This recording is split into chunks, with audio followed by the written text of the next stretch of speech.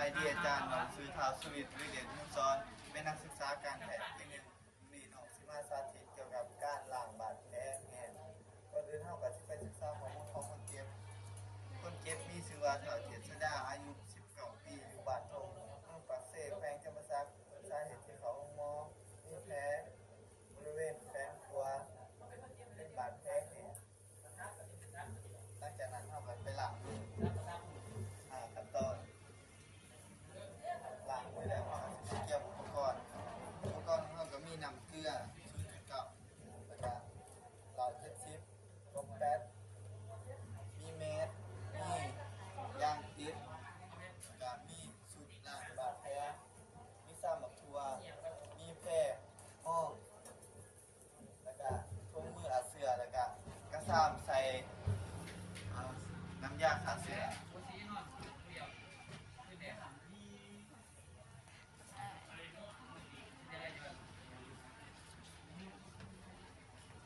คนเจ็บมีชื่อว่าเฒ่าเจษฎาอายุ19ปีบ่ได้อยู่บ้านทงเมืองปากเสแขวงจำปาสักแม่นบ่ได้มื้อนี้น้องคือเฒ่าสุนิตเรียนมุซอนเป็นนักศึกษาการแพทย์ปีหนึ่งที่ลงมายามในแขนงนี้และน้องสีมาล้างบาดแผลให้อ้ายจุดประสงค์ก็คือเพื่อบ่ให้บาดแผลอ้ายติดเชื้อหรือว่าอักเสบแล้วก็ให้บรรเทาความเจ็บของอ้ายโดยแล้วเราก็สิมาจัดสถานที่ปิดผ้ากังปิดพัดลมแล้วก็เปิดไฟ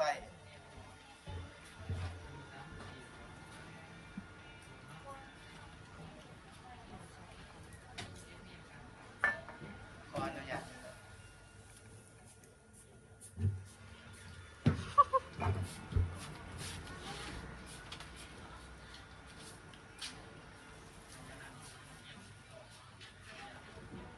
หลังจากนั้นเราก็สิไปล้างมือ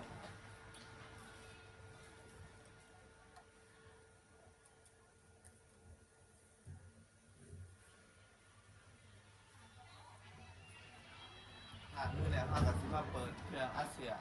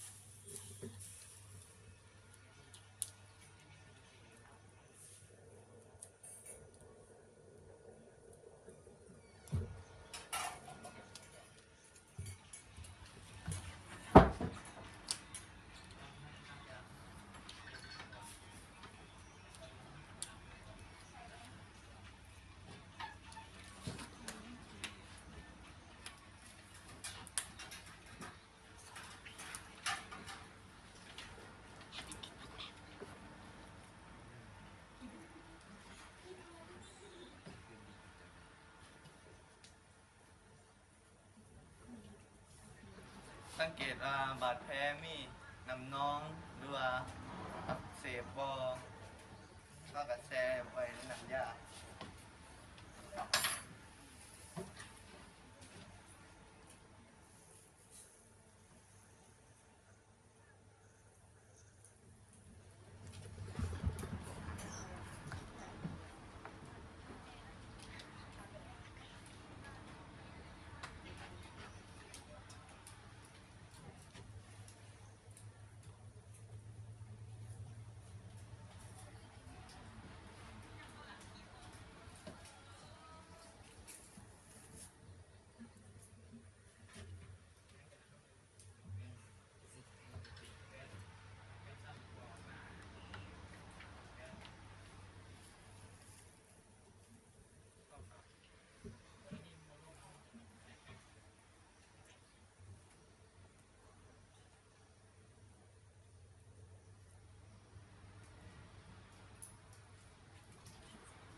เข้ากับเทียมไว้น้ำยาขาเสือ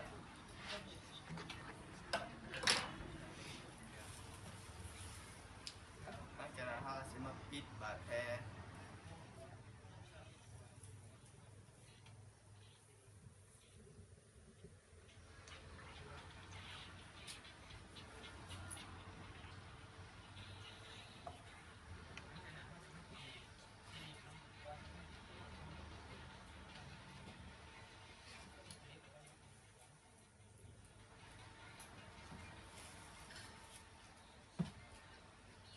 เขาก็เอาเทียมไว้น้ำยาขาเสือ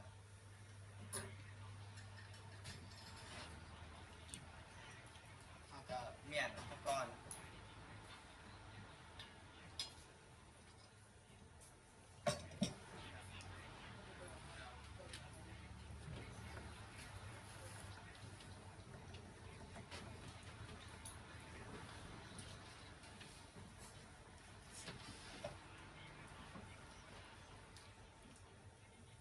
แล้วก็มาถอดถุงมือ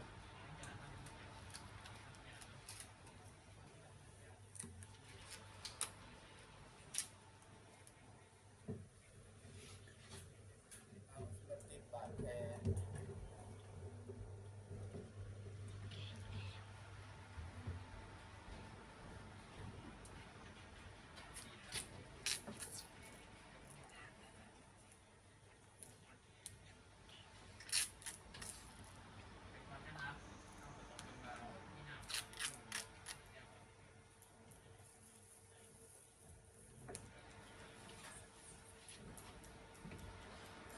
หลังจากนั้นเขาก็จะให้คำสุขศึกษาบ่ให้แกะ